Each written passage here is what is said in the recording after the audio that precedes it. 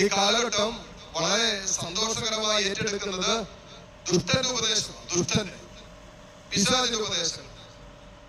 ഈ കാലഘട്ടത്തിൽ നമ്മുടെ തലമുറകള്, നമ്മുടെ മക്കള്, അല്ലെ നമ്മുടെ കുടുംബാംഗങ്ങള് ഒക്കെ ഇന്ന് വളരെ, കാരണം പൈശാചികമായിട്ടുള്ളത് വളരെ പ്ലീസിംഗ് ആണ്. മനസ്സിനെ, ശരീരത്തെ, ആത്മാവിനെയല്ല ശ്രദ്ധിക്കുക, മനസ്സിനെയും ശരീരത്തെയും പ്ലീസിംഗ്, സന്തോഷിപ്പിക്കുന്ന കാര്യങ്ങളാണ് പിശാച് തരുന്നത്. അതുകൊണ്ടാണല്ലോ പറഞ്ഞത്, ഉൽപ്പത്തി പുസ്തകത്തിൽ നമ്മൾ വായിക്കുന്നതാണ്, കണ്ണുകൾക്ക് വളരെ കൗതുകകരവും കാതുകൾക്ക് ഇമ്പമായതുമായിട്ട് തോന്നി. എന്ത്? അപ്പഴം. നമ്മുടെ കണ്ണുകൾക്കും നമ്മുടെ ശരീരത്തിന് വളരെ സുഖകരമായി തോന്നുന്ന പല പഴങ്ങളും അവ ടെമ്പററി ആണെന്ന് നമ്മൾ അറിയണം, അവ നൈമിഷികമാണെന്ന് നമ്മൾ അറിയണം. ഇതറിയാതെ അതിന്റെ പിന്നാലെയാണ്, അത് ദുഷ്ടൻ തരുന്ന ഉപദേശമാണ്, പരിശുദ്ധാത്മാവ് തരുന്ന ഉപദേശമല്ല. അപ്പോ നീതിമാൻ പരിശുദ്ധാത്മാവിന്റെ ഉപദേശം സ്വീകരിക്കുമ്പോ ദുഷ്ടൻ പിശാചിന്റെ ഉപദേശമാണ് സ്വീകരിക്കുന്നത്. ഇത് വളരെ ക്ലിയർ ആയിട്ട് എഴുതിയിരിക്കുന്ന വ്യത്യാസം, വളരെ പ്രകടമായ രീതിയിൽ നമുക്ക് മനസ്സിലാക്കാൻ പറ്റുന്ന ഒരു വ്യത്യാസമാണ്. എപ്പോഴും നിരന്തരം പരിശുദ്ധാത്മാവിന്റെ ഉപദേശം സ്വീകരിക്കുന്നവനാണ് നീതിമാൻ. ദൈവിക നിയമങ്ങളോടുള്ള സ്നേഹത്തെ ചങ്കിലെടുക്കുമ്പോ നീ നീതിമാനായിട്ട് മാറും.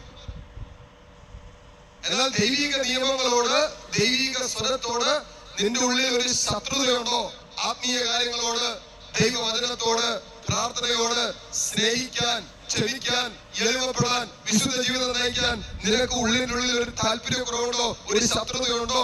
അങ്ങനെ ജീവിക്കുന്നവരെ കാണുമ്പോ നിന്റെ ഉള്ളിൽ ഒരു അസ്വസ്ഥതയുണ്ടോ എങ്കിൽ നിന്നിൽ പ്രവർത്തിക്കുന്നത് തിന്മയാണ്.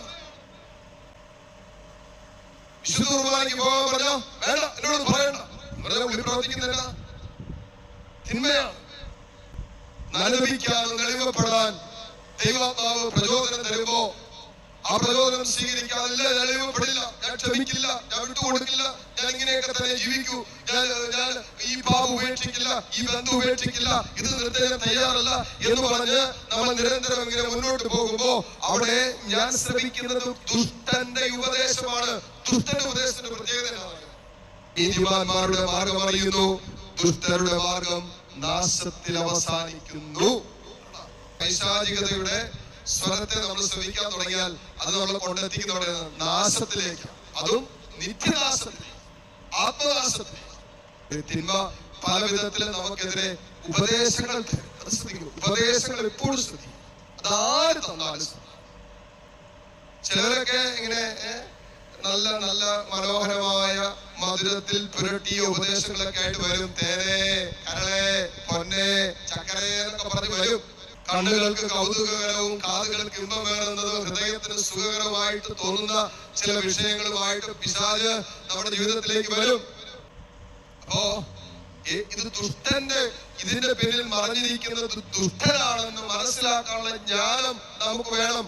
ഈശോയുടെ പീഡാനുഭവത്തെ കുറിച്ച്, കുരിശുമരണത്തെ കുറിച്ച്, തന്റെ കാൽവരി യാഗത്തെ കുറിച്ചൊക്കെ പറയാൻ തുടങ്ങിയപ്പോ പത്രോസ് പറഞ്ഞു, അയ്യോ നിനക്കിത് സംഭവിക്കാതിരിക്കട്ടെ. ഈശോയുടെ എന്തൊരു സ്നേഹമാണ് അല്ലെ?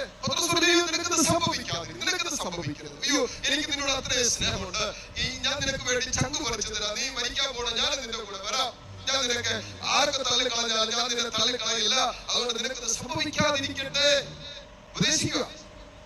ആര്? പത്രോസ്. കർത്താവ് പത്രോസിനെ നോക്കിയിട്ട് പറഞ്ഞു, ദുഷ്ടാ, പിശാചേ, സാത്താനെ, പോ. കാരണം നിന്റെ ചിന്തകൾ വെറും മാനുഷികമാണ്, ദൈവിക